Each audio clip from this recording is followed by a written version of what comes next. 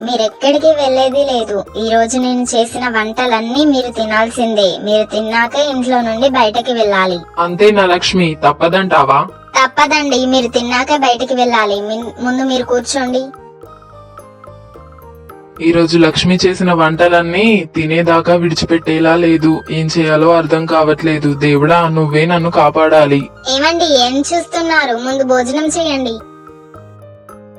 మీరు భోజనాన్ని భయపడుతూ తినక్కర్లేదండి. ఇదేం నేను చేయలేదు, అత్తయ్య గారే వంట చేశారు. మిమ్మల్ని భయపెడదామని ఏదో అలా జోక్ చేశాను. తినండి, నేనేం వంట చేయలేదు. ఏంటి, అవునా లక్ష్మి?